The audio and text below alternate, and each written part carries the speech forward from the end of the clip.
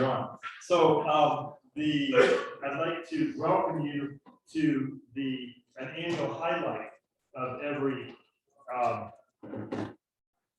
HES conference, the presidential address. And Marcel Boumans is our president, now former president, and Marcel's university is Utrecht. And we are now at the point where he would have presented this lecture quite some time ago. So we're glad to have reached the point because of the COVID pause that we finally get to hear from Marcel. And so without further ado, Marcel.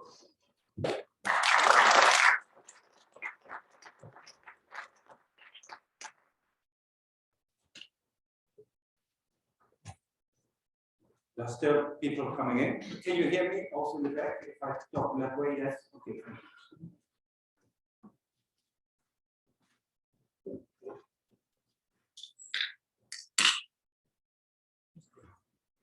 Okay. Dear colleagues, well, I'm your COVID president, and this is my address finally. I wrote this address during the first weeks of the murderous and devastating invasion of Russia in Ukraine, in a fluctuating mood of anger and sadness. The aim was, and is, addressing the issue of the use of history to legitimize ideology, and I was contemplating how I could convince you of the urgency of this issue, and then this war broke out.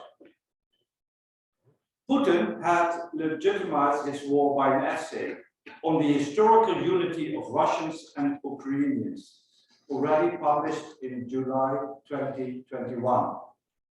In this essay, he writes that Russia and Ukraine are, I quote him, essentially the same historical and spiritual space, unquote, and thereby denies the existence of a separate Ukrainian culture, language, and identity.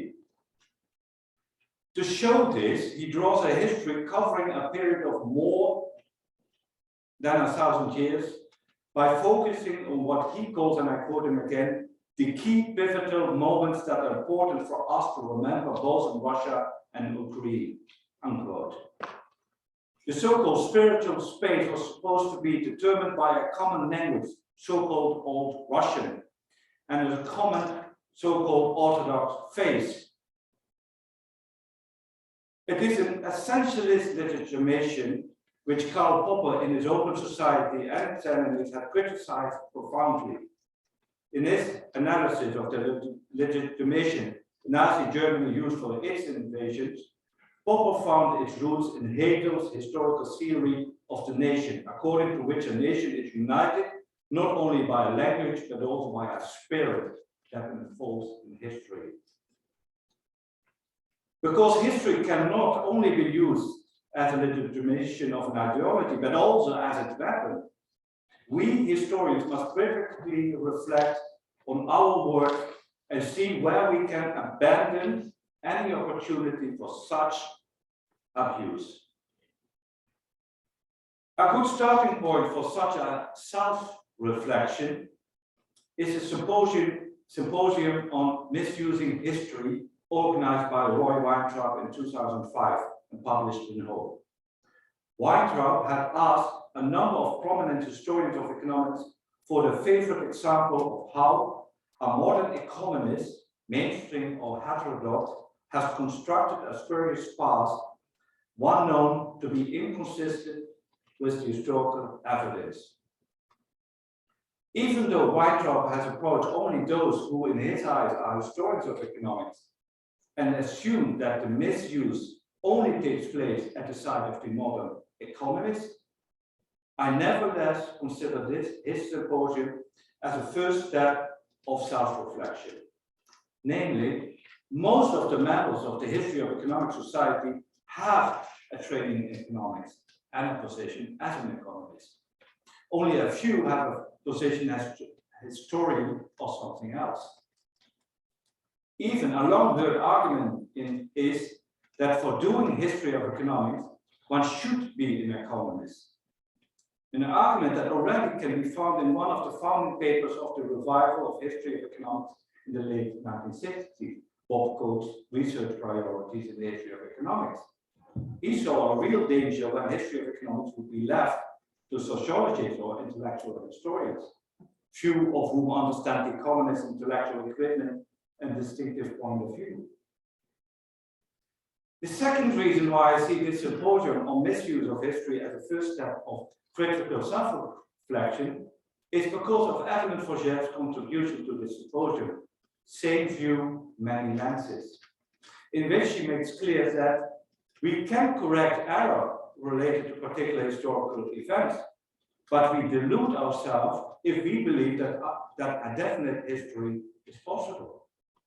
It is important to have the facts correct, but these facts are not the most important part of history. Her contribution is to show that history is about identity. History confers identity because historical facts allow more stories to be told. And she writes, and I quote, it's a longer quote, but she writes very nicely. Very nicely expressed. So I quote her now. Between any 2 points in time lies an infinite density of historical events. The veracity of each of these events can be known with more or less certainty, depending on the quality of the archival record and the diligence of the historians mining it. Fact-checking, however, is a very minor part of constructing histories. The art of writing history lies in distinguishing between relevant and irrelevant events, establishing beginnings and endings, and building narrative bridges between relevant events in such a way as to establish meaning. It follows that any 2 or more points in time can be linked in a very large number of ways. Multiple histories are not only conceivable, but usual, and no amount of fact-checking will eliminate them. Forget distinguishes 3 tasks. First, the establishment of fact, of course, though she emphasized that it is the meaning they imply what is considered to be more relevant to historians. The second task is to demonstrate the possibility of multiple, equally valid histories to those convinced of the objectivity of their own story. This involves collecting and documenting the various histories that are constructed, knowingly and unknowingly, by those with a stake in telling. The third, and according to Forget, the most important task is to help people to understand the implication of various ways of telling history. Forget presents history as an empirical science, and as every empirical scientist knows, facts allows for many equally validated models, and so stories.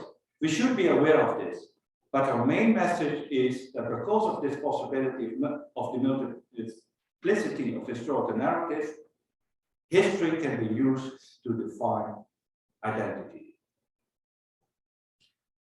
A similar message was presented by Rainey Destin in her essay, The History of Science as European Self-Portraiture, in which she shows that, I quote her, no other culture than the European has relied so heavily on the history of science to define its own identity.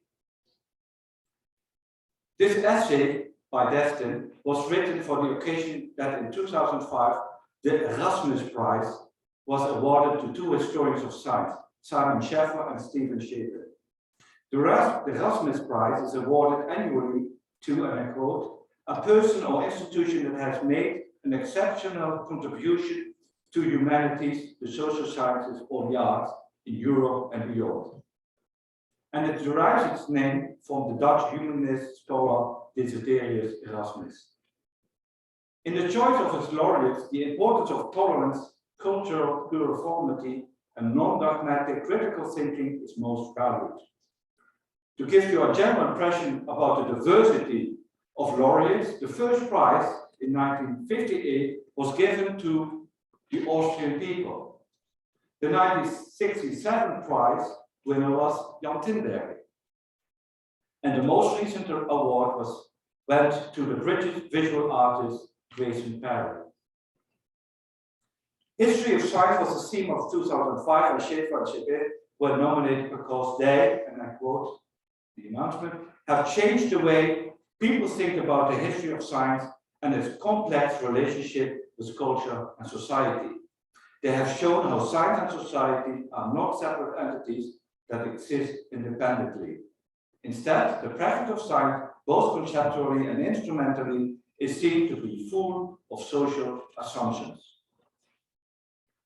While Schaeffer and Chapin showed how fundamental innovations in science, such as the emergence of experiment as a method of inquiry, was linked to the coeval political and social events, Destin emphasized that the history of science has long been central to another, quite different narrative that traced connection between scientific knowledge and a certain characteristically modern and European social order. Post-17th century European science, and to some extent technology, was taken to evidence of the gap between and superiority of European culture with respect to all others everywhere and always. The very understanding of Europe as a culture and a unity was part of this narrative. By the end of the 17th century, European geographers were describing Europe not just as a continent, but as a culture. The sciences were wielded as a proof of European cultural superiority. Destin showed that this science-defined European culture was based on two closely connected ideals: liberty and progress. Illustrated with Jean D'Alembert's statements, and I quote that, "For liberty of action and thought alone is capable of producing great things, and liberty requires only enlightenment to preserve itself from excess." A liberal social order was, according to D'Alembert and many other Enlightenment intellectuals, a precondition for the spectacular progress of the sciences. This creation of a history of European culture as of progress and liberty, based on a history of science, has, however, the essentialist characteristic that actually endangers these two European ideals of progress and liberty. It is what Popper called historicism, and what he saw as a threat to liberty and progress in both science and society. This brings us back to our original problem of how to abandon essentialist tendencies from history, but now formulated more precisely. How can we avoid that one identity is seen as more superior than others? The answer is to better understand when a history is seen as more superior. In science, the most superior view is considered to be the most objective one. So let us investigate what that means. According to the received view of science, the objective view is the view from nowhere. Thomas Nagel discussed objectivity in terms of taking more distance, of stepping back. An objective standpoint is supposed to be created by step, leaving a more subjective, individual, or even just human perspective behind, till one reaches a most distant perspective-less point, which is the point of nowhere. Nagel argues, however, that an objective view is only possible that if we place ourselves in the world that is to be understood.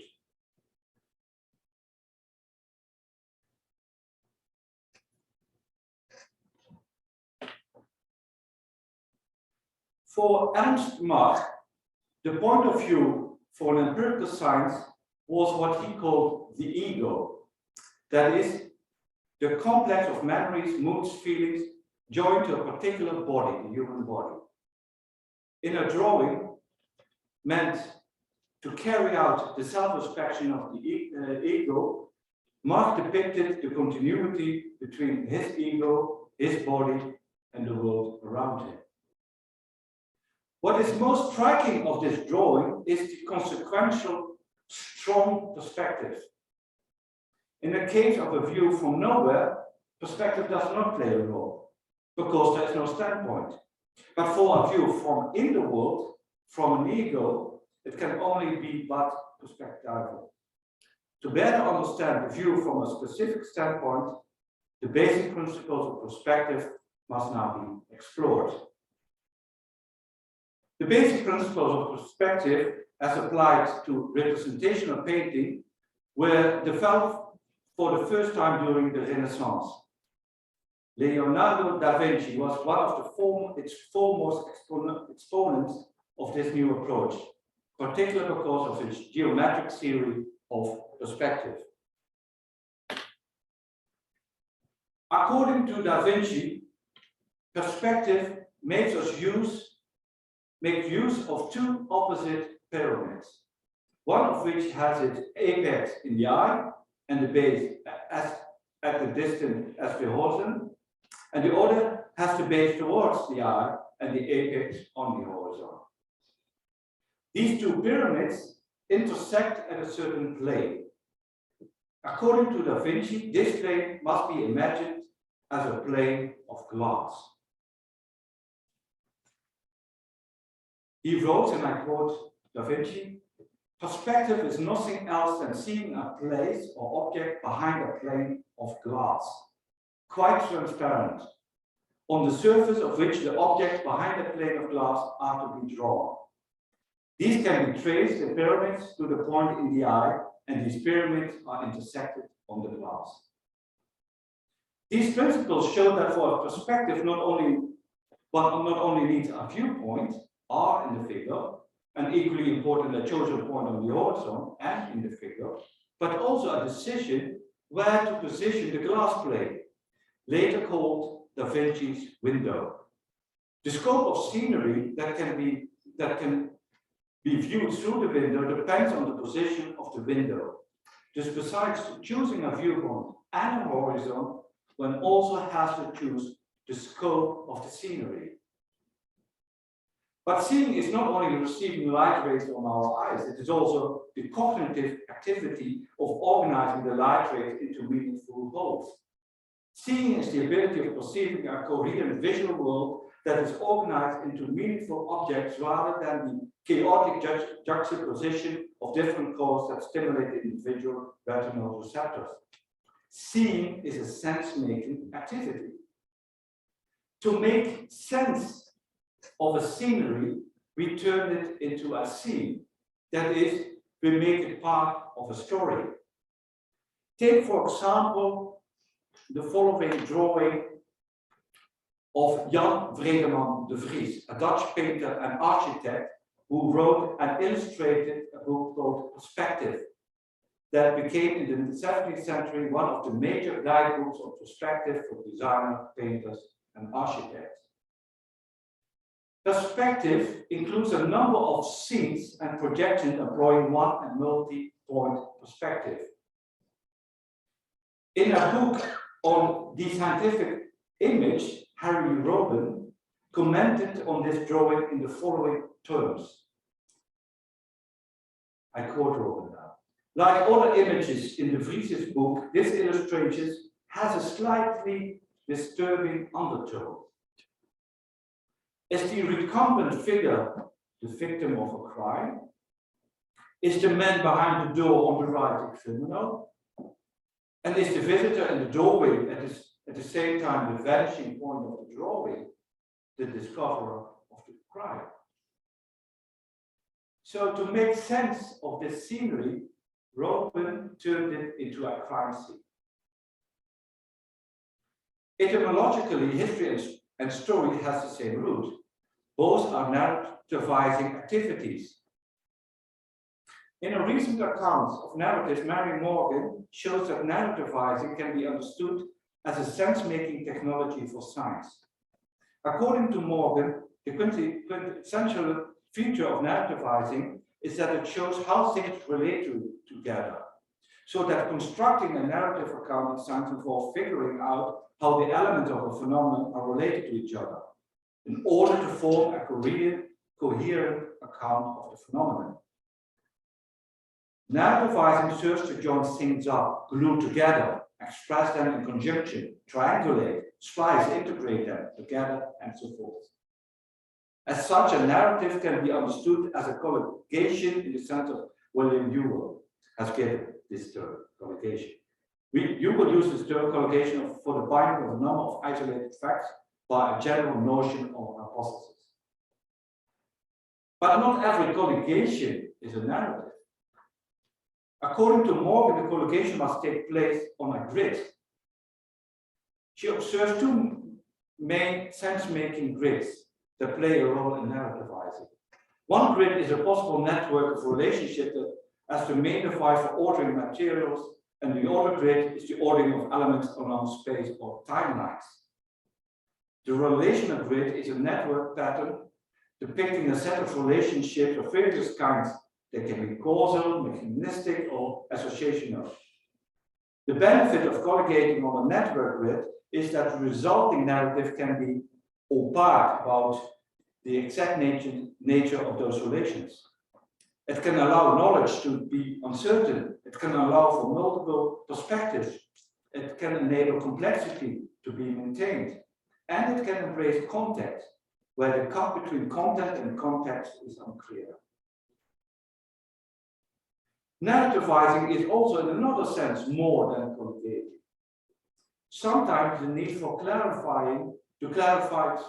sometimes the need to clarify relations between the things means that scientists have first to sort things out so that the relationships can be seen more clearly. Sometimes the sorted out things are joined in a different order or set of relations than they first appear. This sorting out and putting back together could involve a set of more heterogeneous observations coming in different forms from different observers in different places, contributing diverse information in the empirical domain. This account of narrativizing can be related to Da Vinci's theory of perspective, in which grid is the window. But it also shows that this history of perspective is not sufficient to understand objectivity. It misses the sorting out part of narrativizing. Take, for example, Albrecht Dürer's woodcut portraying a draughtsman making a perspective drawing of a reclining woman. It's the official title. It shows clearly Da Vinci's window as a grid, and the viewpoint is represented by the obelisk. But the most striking aspect of this woodcut is the contrast between what is shown at both sides of this grid. It is a clear illustration of the various kinds of dichotomies that play a role in science, representing implicit scientific values such as subjectivity, objectivity, subject, object, female, male, passive, active, as well as issues of sexuality, male gaze, and voyeurism. The dichotomies that are discussed in detail by Evan Fox Keller. This woodcut is a nice illustration of the value-latedness of any scientific perspective. And Dürer's drawing represented by the draughtsman's gaze. What are the subjects we wish to sort out? What are the topics we are interested in? What are the objects we like to pay attention to? Looking at the history of portrait art, the people that are usually portrayed are those who are considered to be successful, and often with the aim of showing their success. The paintings of historical scenes are usual paragons of victory. The unsuccessful only figure in the background to emphasize the successful. The defeated to give grandeur to the victors. Or as Bertolt Brecht versed it in the final strophe of his three-penny opera, some in the light and some in darkness. That's the kind of world we mean. Those you see are in the light part. Those in the darkness don't get seen. The subject of painting changed, however, at the end of the 19th century with painters like Vincent van Gogh. While working on his now famous potato eaters, he also made sketches and paintings of peasants working in the fields. In his letters to his brother Theo, he defended his choice in a time at which the historic or romantic exotic genre was dominant. In every city, he wrote, there is an academy with, and I quote him, a preference for models of historical Arabic Louis. 15 and in one word, all provided not really existing figures. But an academy where one teaches to draw a digger, a sower, a woman hanging the pot over the fire, or sewer, did not exist according to Van Gogh. More exemplary for the unusualness of the choices of his subjects is the painting of old shoes he made a year later. The Van Gogh Museum in Amsterdam provides the following explanatory notes about this painting. An acquaintance of Van Gogh in Paris described how he bought old work shoes at a flea market. Then he walked through the mud in them until they were filthy. Only then did he feel they were interesting enough to paint. In history of science and history of economics, this attention to the ordinary is of a much more recent date. There is, of course, since the 1980s, an increasing number of studies of non-white, non-male, non-Western scientists, but they are still selected mostly for their success. It still keeps the unsuccessful and ordinary in the dark. Even though most historians of economics have abandoned victorious historiographies, a history of winners and losers, the subjects that are mostly written about still align with the successful or the exotic. The attention for the ordinary became only possible due to the use of a specific lens, namely the lens of practice. Tom Stapleford discusses the consequences of such a lens. He defines practices as collections of behaviors that are theological, subject to normative evaluation by broader groups, and exhibit regularities across people in a constrained portion of time and space. In other words, a practice of doing economics encompasses a collection of behaviors that exhibit regular patterns at any given time and place. It is subject to social norms and is theological. The on-site researchers try to accomplish certain things, and what constitutes a valid accomplishment is subject to normative evaluation. Thus, a practice is not defined by the success of a brilliant thinker, a genius, but is populated by various kinds of ordinary people doing different kinds of things with the aim of contributing to a shared target of accomplishment.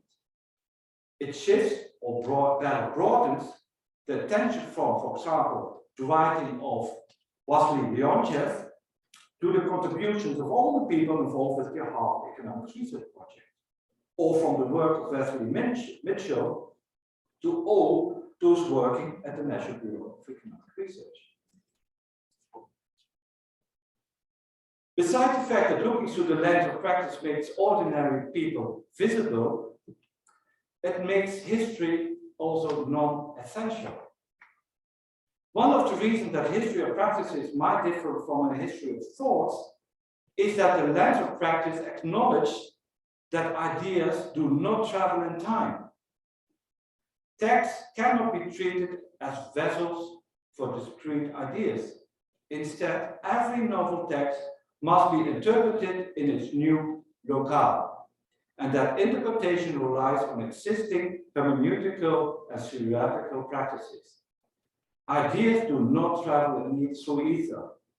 They are written down in letters, printed in publications, spoken out at meetings, discussed and interpreted at specific sites. There's all the usual noise between sender and receiver. And also, ideas themselves are not always clear, not only to the receiver, but may well as to the center. Ideas are not global, they are local. But I want to go a step further. Ideas are not universal either. There is no Platonic world of pure ideas which gradually, in the course of time, are picked up by great thinkers. I do not mean to say that are not great ideas. Ideas are great when they are accepted by the community as providing a smart solution to a problem that is faced at a particular time and place. But calling myself a historian does not position myself outside history, does not enable me a point from never. My appreciation of some great ideas is as local and present as someone else's appreciations of other ideas, whether of a historian or an economist. The metaphor of lenses reminds us that we often need them because of a common myopia, a tendency to magnify what is close and familiar and to shrink what is further away, whether in time or place. It is like a view of the world from the 9th Avenue, a drawing by Saul Steinberg that appeared as a cover of the New Yorker in March 1976. It is a nice imagination of the parochial view by enlarging one's close environment and by minimizing the rest of the world. The consequence of a parochial view is that local ideas are taken as global, again, both in time and place. This means that one expects that there must be forerunners or followers of great ideas, and so that these ideas have a longer history along which they have remained intact. Thus, the locality of economic ideas then means that drawing larger lines through history does not make sense, that everything is relative. The answer is, of course, no. But the lines are of a different character than in terms of the development of ideas, in the sense of gradual unfolding, bringing out their potential. They are narrativizing lines, in the sense that they can, in Weintraub's words, eliminate, entertain, teach, and thus lead to a change in our collective beliefs about the past. The lines we draw through history depend very much with whom we wish to identify ourselves, who we wish to paint on the foreground in our portraitures of economics. In our book, Hidden Figures, Margaret Lee Shetterly not only identifies the so far anonymous group of African-American women who work as mathematicians at NASA and were crucial in the development of the space program, but she also changed our portraiture of US aeronautics, space research, and computer technology, and by this, also modern American history. In our own words, and I quote, all too often, their portrayals of Black women, our portrayals in history, are burdened with the negative imagery and vulnerability that come from being both Black and female. More disheartening is how frequently we look into the national mirror to see no reflection at all. No discernible fingerprint on what is considered history with a capital H. For me, this is still Shetterly, and I believe for many others, the story of the best computers is so electrifying because it provides evidence of something we have believed to be true, that we want with our entire beings to be true, but that we don't always know how to prove. That many number of Black women have participated as protagonists in the epic of America. In discussing the possibilities of writing non-essentialist history, the option so far calls for careful attention for the choices of the viewpoint, horizon, grid, and scenery. Is this enough? The headline above the photo of the hidden figures alert that it is not. Labels, titles, and hats are equally important in portraiture. In the newspaper, the women were identified as engineers. At NASA, they were called West computers. But Chatterley shows that their crucial role in the aerospace program was because of the contribution as mathematicians. To tell a history, one needs an appropriate vocabulary. When reading Forget's account on how history is about identity, it is striking how much care Emily puts in describing how people call themselves in contrast to the more general labels that are given by others. If identity is related to labels, we need to consider vocabulary as well. And for a non-essentialist history, this vocabulary needs to be nominalist. Labels are descriptors and no names of assets. I'm not aware of any discipline in which labels will play such an important role to identify oneself and others. The labels such as classical, neoclassical, new classical, Keynesian, post-Keynesian, new Keynesian, old institutional, new institutional, orthodox, heterodox, to mention only some of the currently used identities, resembles more the labels of art historians used to categorize various kinds of styles. But when these labels are used, it is not clear what they represent. Historians of economics often would say that it represents specific schools of thought. But this only shifts the question to what a specific school represents. In my experience, a school usually refers to a small number of scholars who are claimed to share some ideas. Actually, the usage of the labels helps to avoid the problems of exactly describing what the shared souls are. It is easier to refer to some people and some of their work than describe what they exactly share. The reason is that any attempt to do so would give the embarrassing insight of doing severe injustice to the ideas of each individual scholar. Labeling implies reduction. So why do we use labels? Because labeling are supposed to give historical meaning. We wish to make ideas more global by putting them into a tradition. Clarifying which tradition one stands is an important aspect of one's identity. A nice example of how tradition confers identity is the construction of the Canon of the Netherlands, consisting of 50 windows that serves as a basis for illustrating the epoch and the main line representing the common thread through the history of the Netherlands.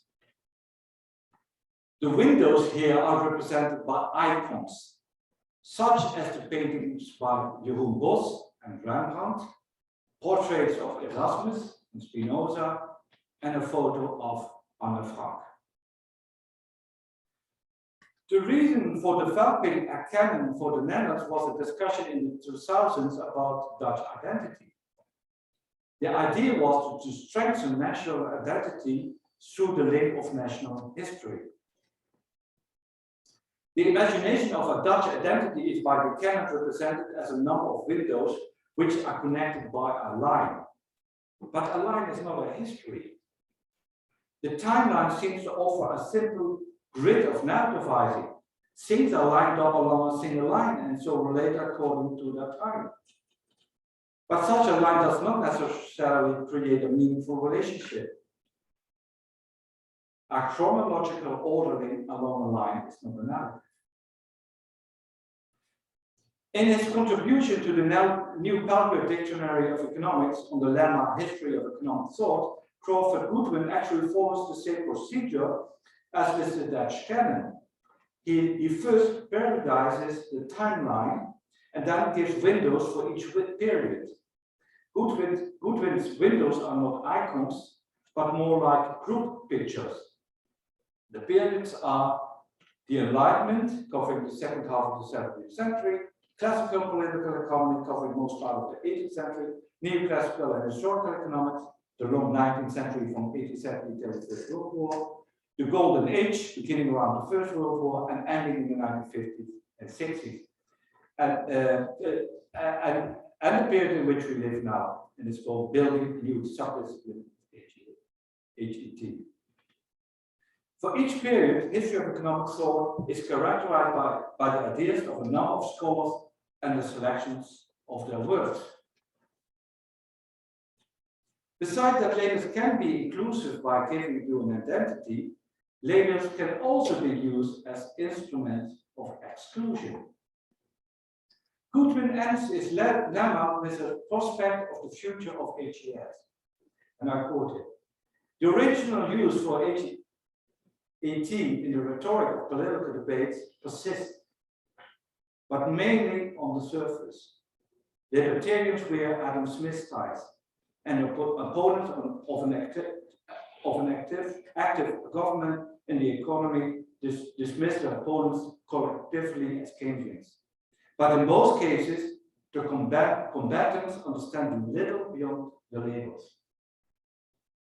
HET as doctrinal cleansing is still performed, but mainly in review articles and chapters such as those in the Journal of Economic Literature and the various handbook series prepared not by specialists in HET, but by high priests of the various sub-disciplines." Unquote.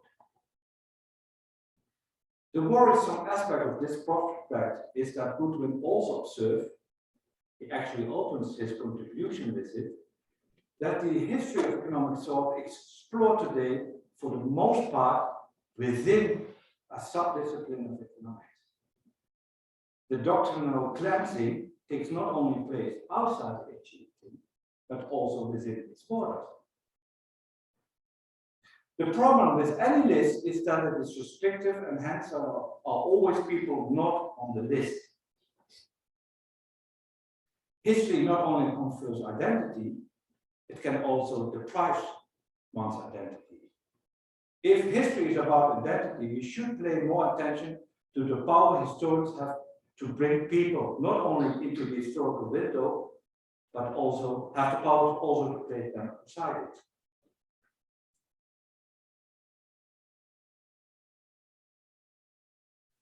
I found the placement outside the window best expressed by the American artist Gary Simmons, with his Untitled sculpture composed of typical blackboard materials, a smooth dark surface, wooden frame and ledge, and chalk.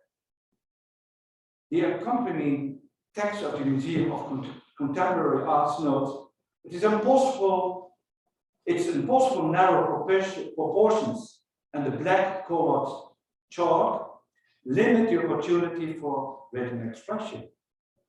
As such, the artist reclaims a teaching aid and platform on which history is conventionally thought to address racial inequalities in America. And the modified blackboard suggests as a restricted, inexcused, or unwritten history. This brings me back to Putin's attempt of the destruction of the Ukrainian identity, which he legitimized by historical arguments. What kind of response is possible to keep or regain one's own identity? I saw a very adequate response by the Ukrainian people in an article in the Dutch newspaper on March 26th. The article on the history of Ukraine was titled "The Ukrainian Identity Gets Only Stronger," written by the Dutch historian Fleur de Weer, opens with a group photo of the Ukrainian soldiers that was broadly shared on social media among Ukrainians in the first week of the war. The soldiers are posed in such a way that it recreates a painting by Ilya Repet called "Zaporozhye Cossacks Write a Letter to the Turkish Sultan." Theme of this painting is an episode in the 17th century of the history of the Zaporozhye Cossacks. They lived in a large area south of Kiev on the bank of the Dnieper and were known for the strong sense of independence. The painting shows the answer of the Cossacks when the Sultan demanded their surrender. The story tells that the letter was a taunt letter, ending with the message that the Sultan can kiss us where you know where. The reason that this photo was shared is that it connects the Ukrainian identity to this history of the Cossacks. The chorus of the Ukrainian anthem refers to it. Unfortunately, history can legitimize a war but not stop it. We historians of economics contribute to the self-image of economics. This implies a responsibility to communicate the limitations of our histories and the potential misuse of our research, to paraphrase David Cohen, the co-authors in the articles on the responsibility of the economic profession after the financial crisis. We have to communicate that our portraits are not painted at a great distance, but close to the subject of which we think it needs our attention. Our work, therefore, can never be an overview of the whole field, telling the whole story. And we should ask ourselves whether we have paid enough attention to what is really valuable. Thank you for your attention.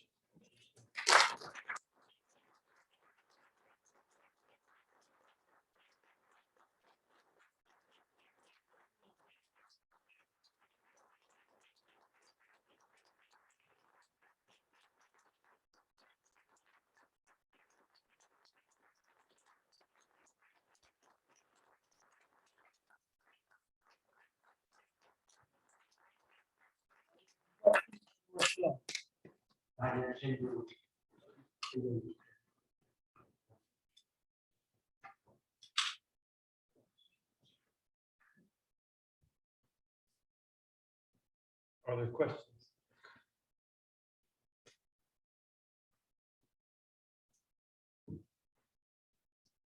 I believe people are.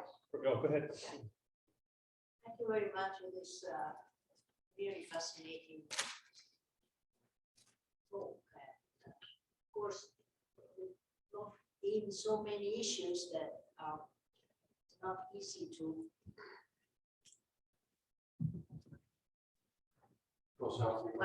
When it will be published, I'm sure that we will get a better sense of all the implications and so forth. I want to go back to this business of identity, okay? And I would like to start by counterposing an old issue that I personally had with Roy about whether historian of economic thought identity lies in being economists or being historians. And you remember in the 90s, there was this discussion going on at Chavas, assuming that we should be going to the history of science department and so on.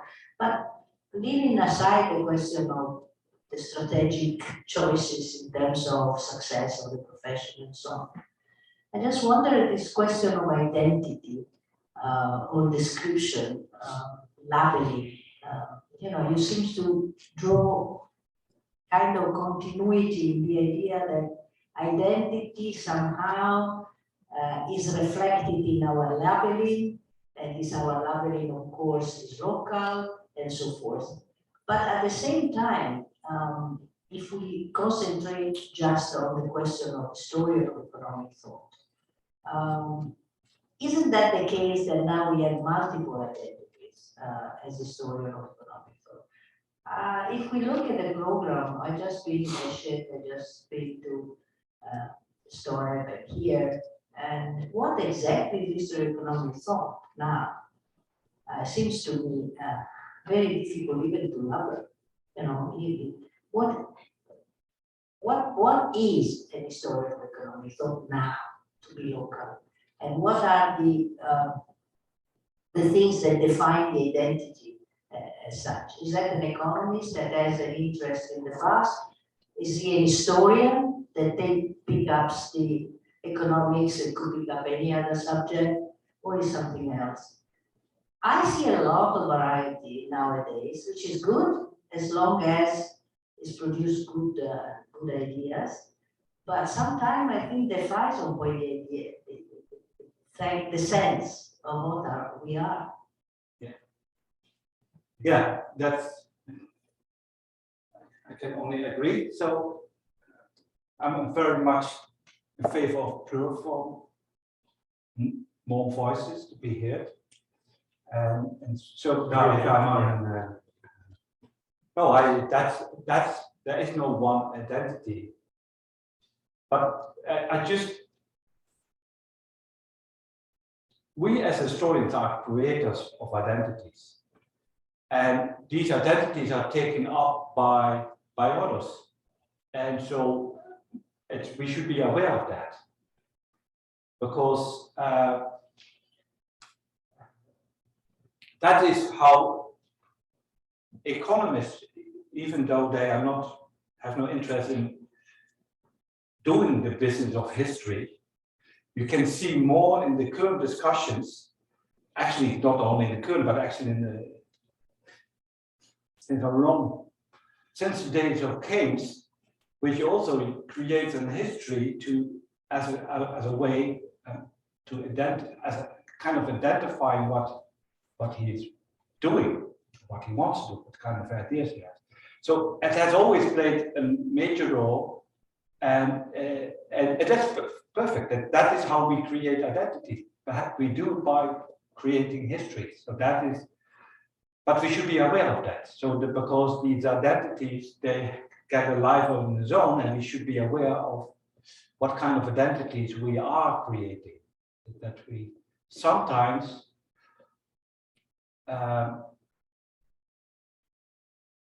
that kind of awareness of abuse of that. Of course, that is not something that is within our own reach because it has a life on its own, but something that can perhaps include something of that would be very good. So that is actually the main point. Thank you. Are there other questions?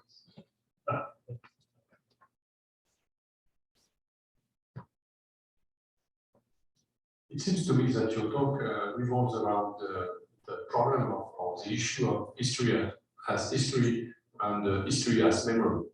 It is. I mean, as a Frenchman, it is a very, very sensitive issue because there is this debate about the fact that France was once a slave country which practiced slave trade, and also was a colonial country, and there was this debate several years, 10 or 15 years ago, about the fact that historians were taking a position not as historians, but as a kind of messenger of memory.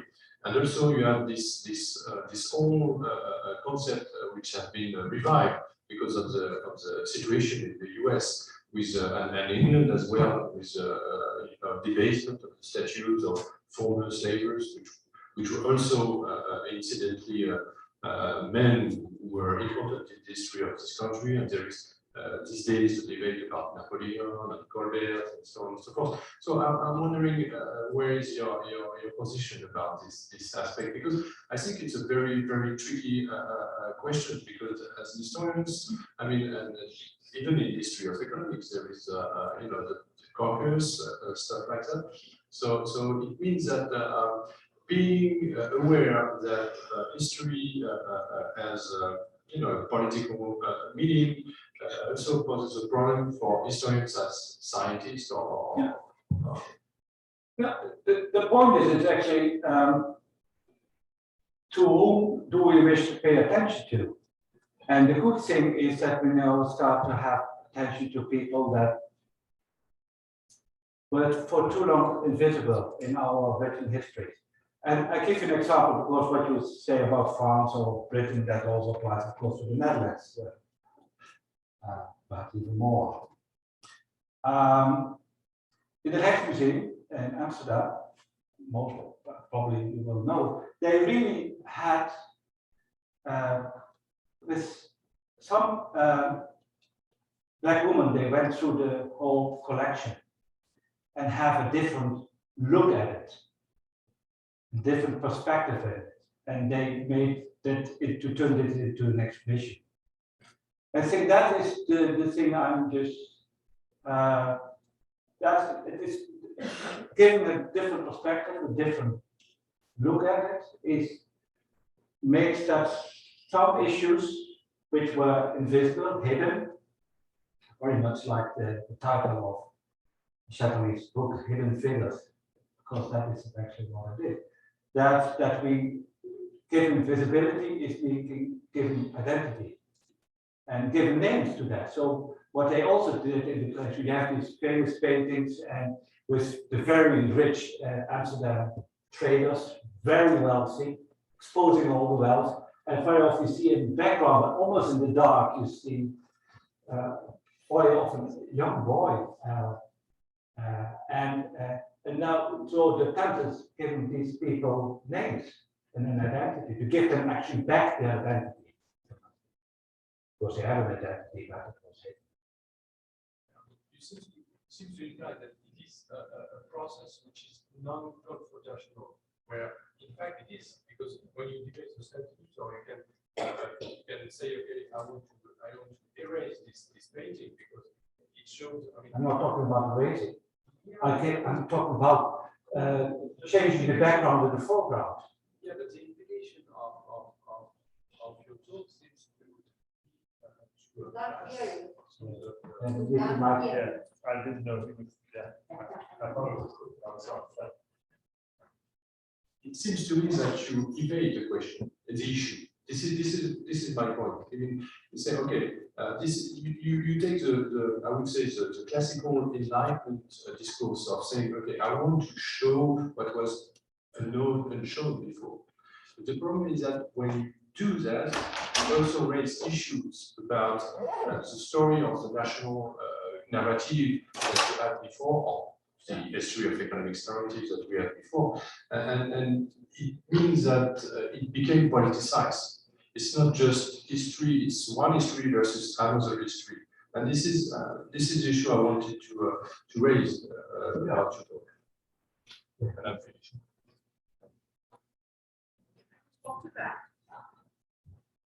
I mean,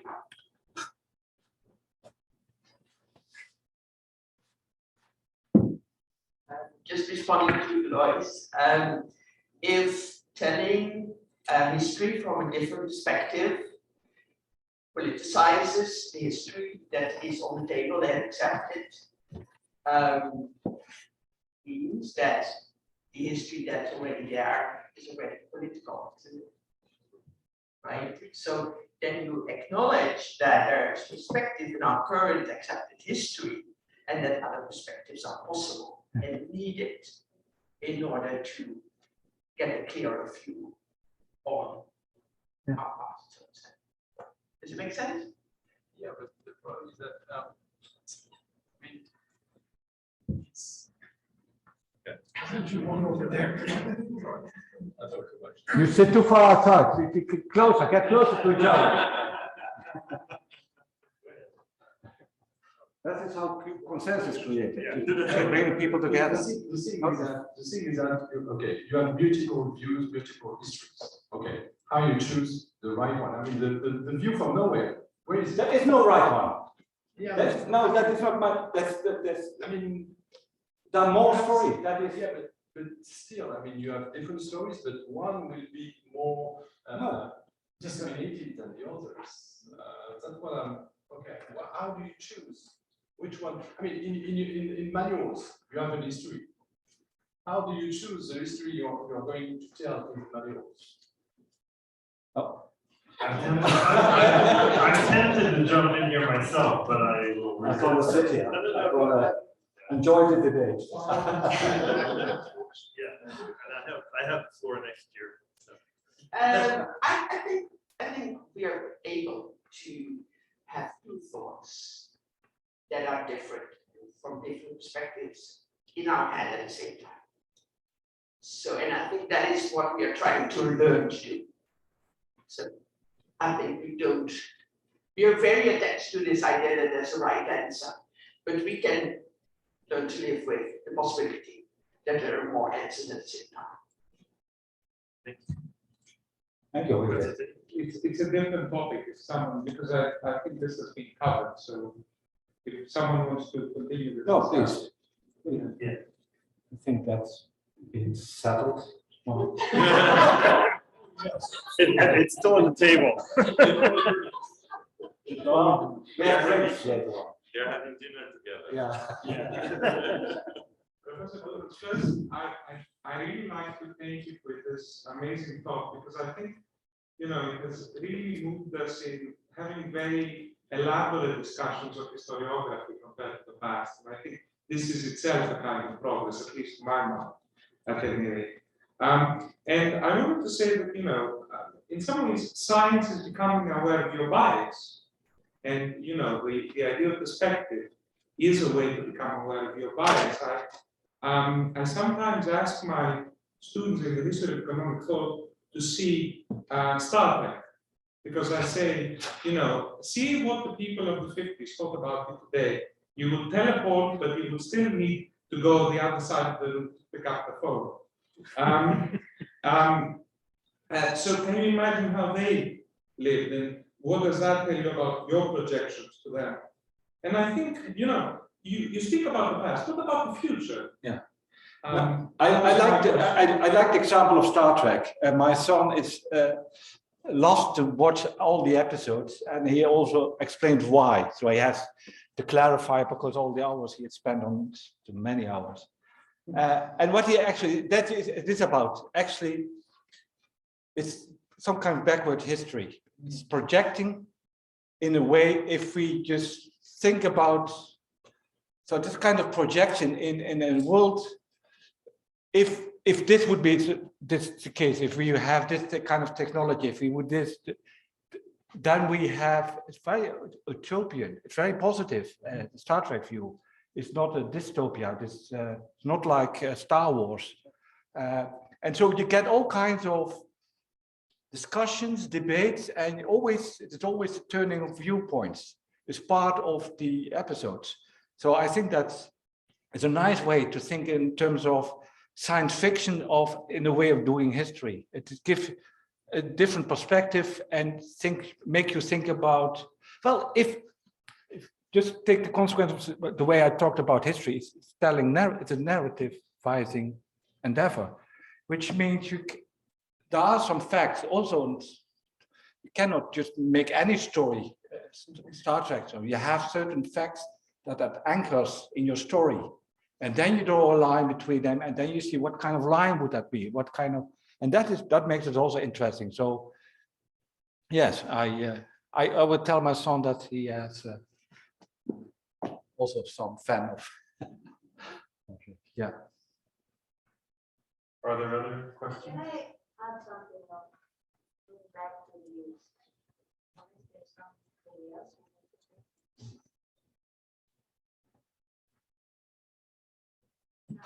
This pluralism and different types of stories. Let's go back to this debate in the 90s or 11 with Roy. And the idea that there is, according to Roy, if you remember, there is only one right way to do history. And it's not a weak history, it's not an essential history. It's a history that is anchored in a particular scholarship. And so, in a way, I mean, this approach seems to imply that economists are not able to do good history because they do not have the skill. It's not a matter of perspective.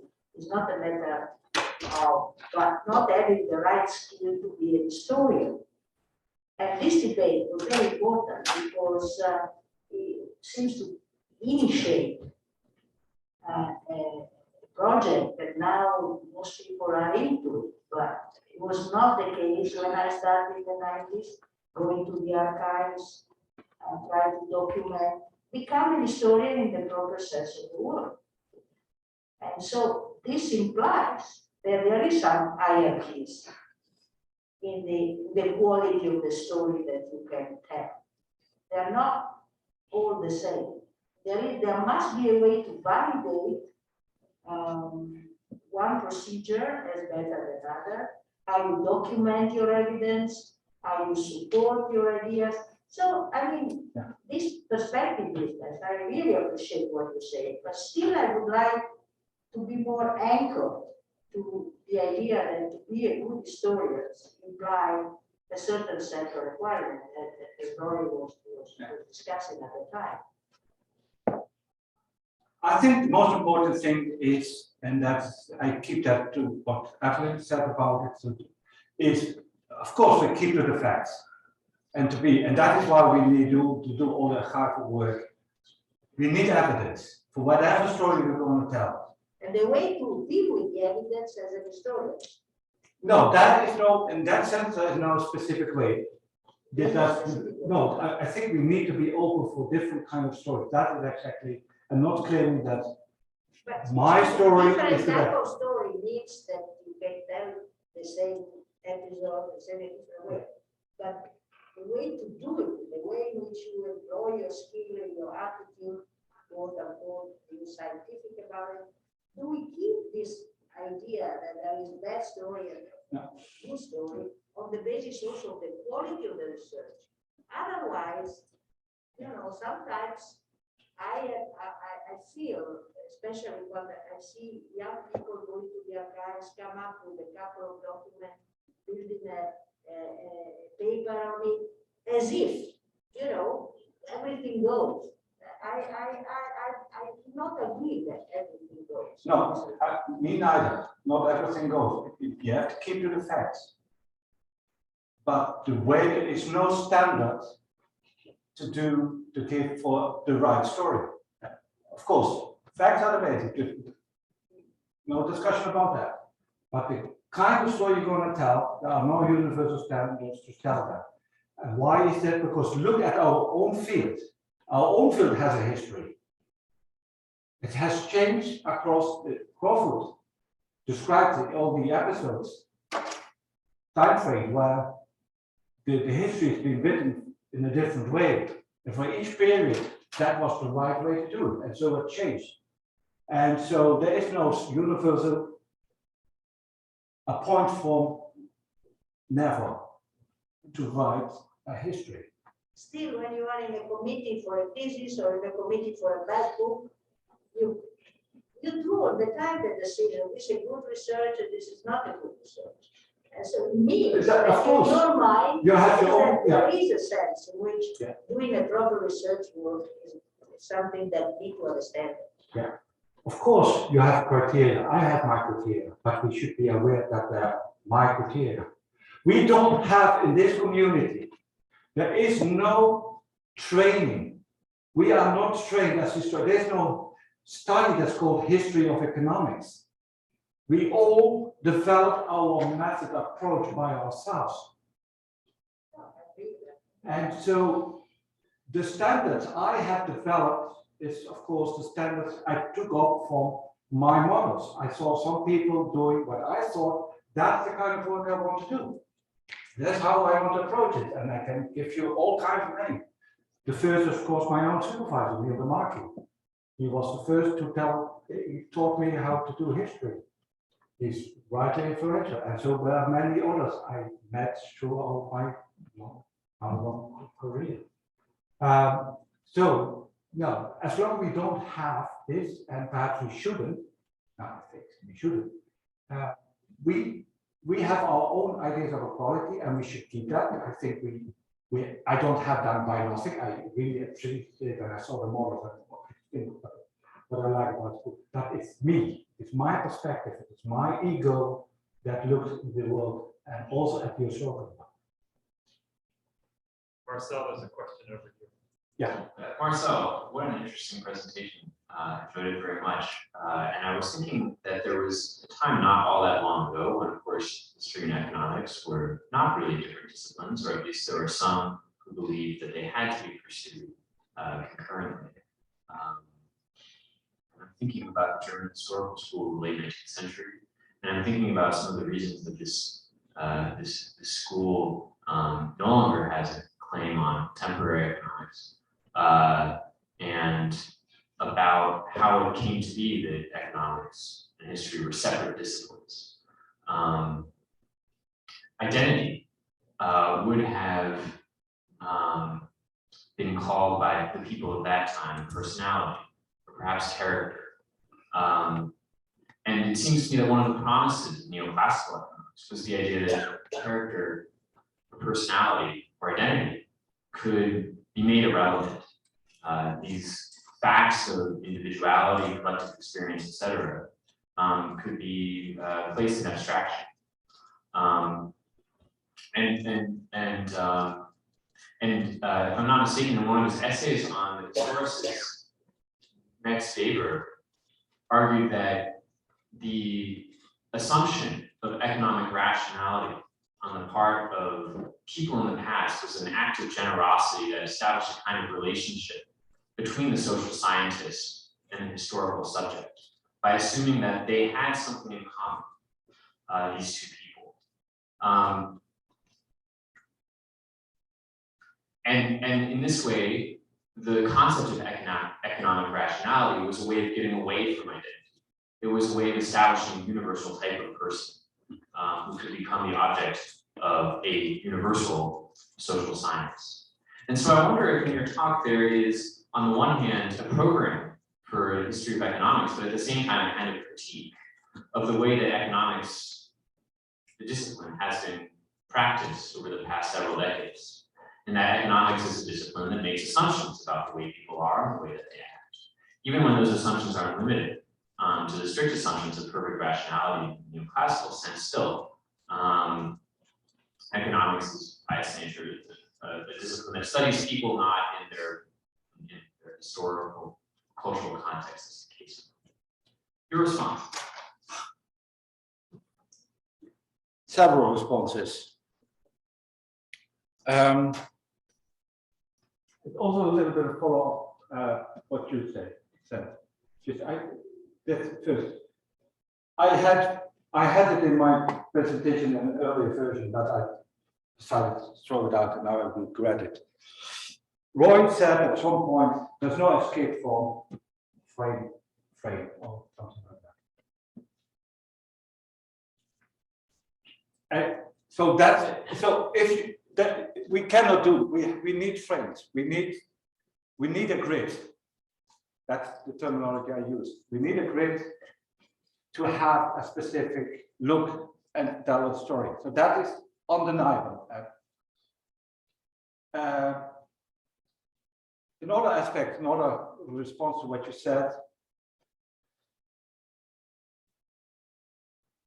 history sometimes, and I'm open to that. I'm not saying that we shouldn't, but that history is also been used to criticize current economic or specific kind of development, and that has always been the case. So it seems to be a part of our field. Fine. Identity, yes. The economics is always has his history. So what economics is all about has changed or has different kind of things.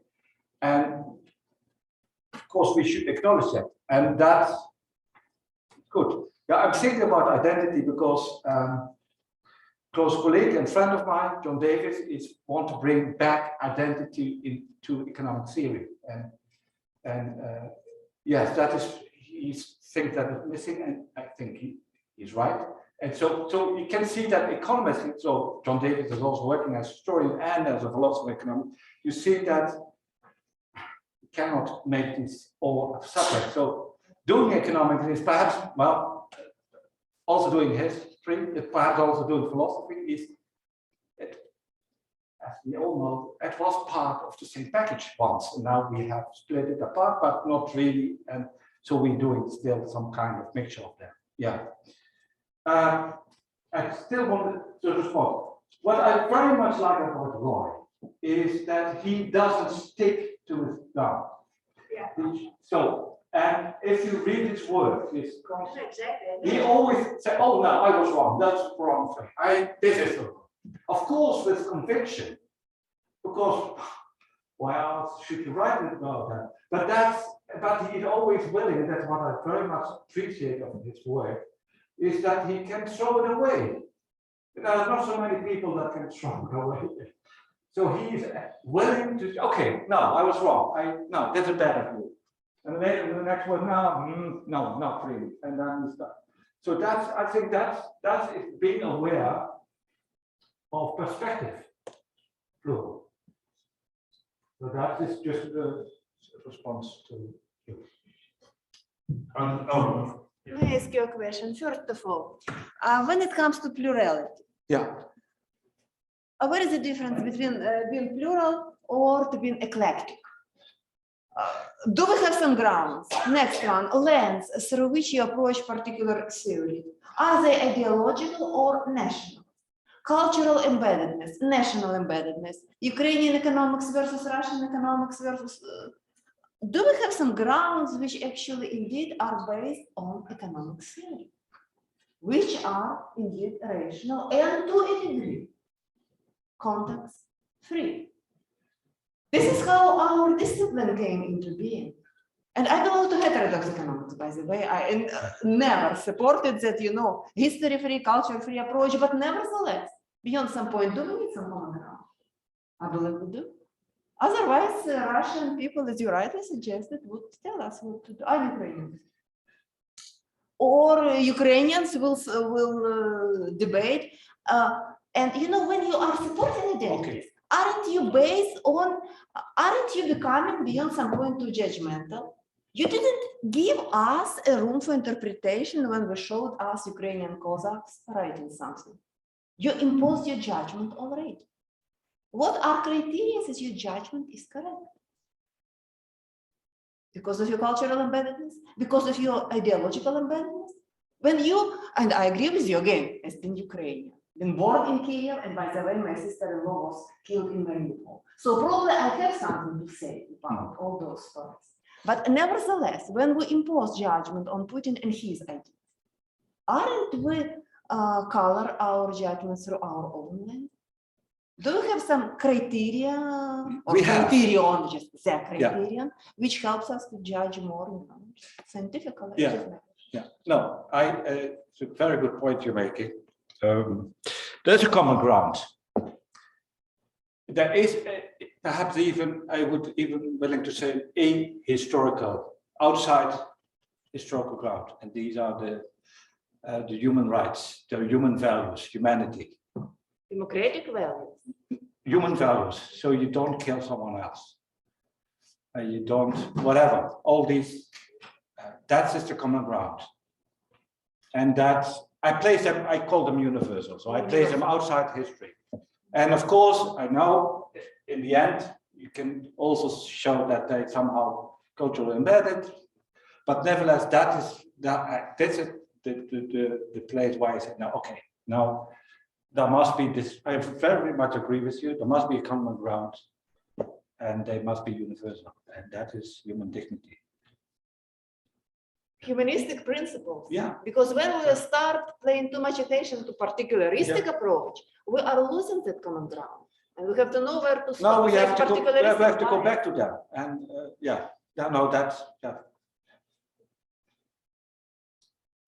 Thank you very much. We still have a couple minutes left. I think we should thank Marcel for being such a good president for the society. So Well, we'll give Steve the last. no, I'm not part of the. Hey, no, I said all those nice things about you last night. Not Marcel.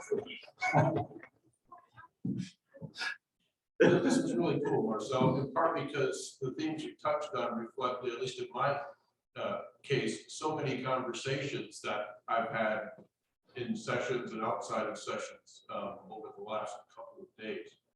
Let me push back a little bit. Even though I agree with basically everything you said, but I still want to push back a little. We're pretty young as a field. If you think about it. We're young. We're young. Yeah. Okay.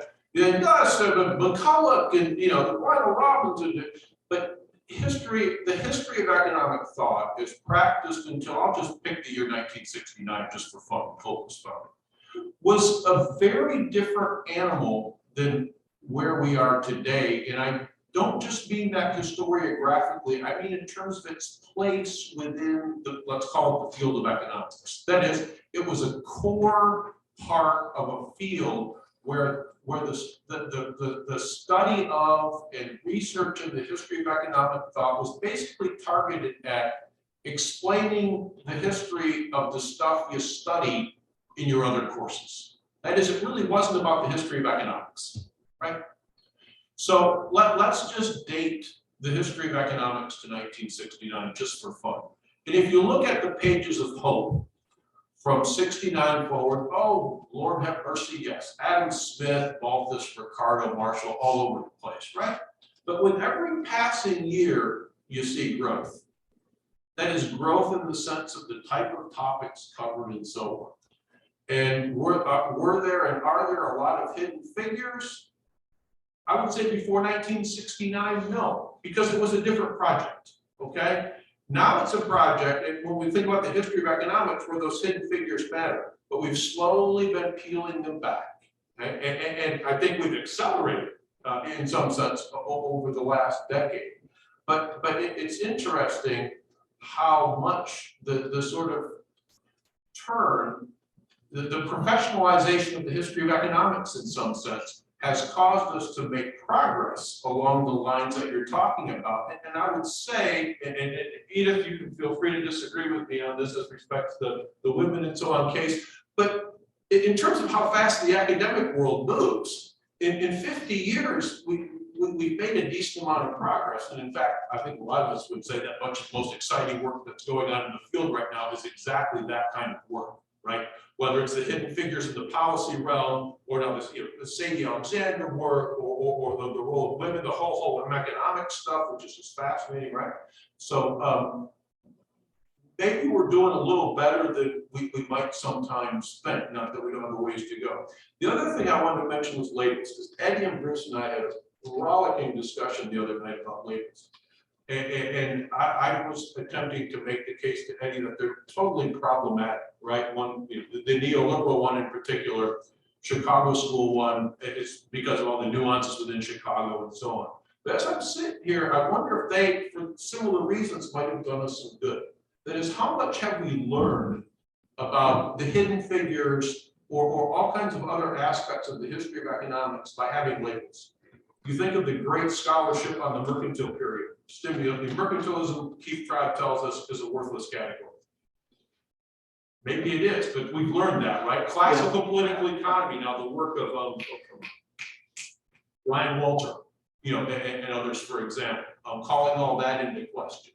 The more I read about Chicago, the more I call the idea of a Chicago school into question, and so on. And so maybe those labels actually have these Smithian unintended consequences of getting us somewhere. And so maybe they're instrumentally useful, even if they're not sort of historically useful. No, we can. No, we can do not without that. That is what. So I'm not saying we need a vocabulary. We need names. We need. If you talk about identities, you need. It's also given names. But we should be aware that is what I try to say. It's the same. Actually, we are saying the same. It's the current production, and you have to unpack it. Nevertheless. And give it some name or set categories, whatever. But that's the way, that is how we work. But I'm not saying we shouldn't, because then we have no language to talk. No, but be aware of what it is, what you're doing. I guess a shorthand way of summarizing what I was going to say is forces going on within our field seem to be dealing very nicely with a lot of the issues that you raised. Yeah. The market works. I hope so.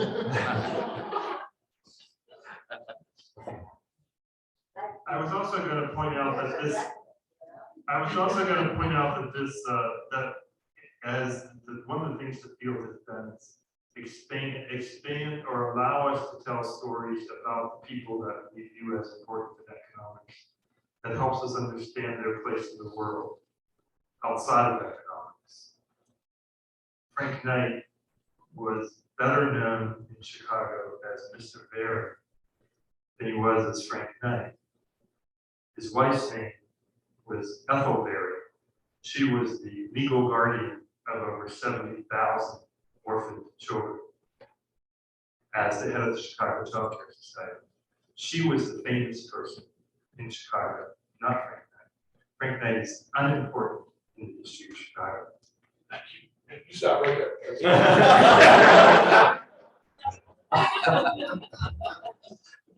But not the Chicago school.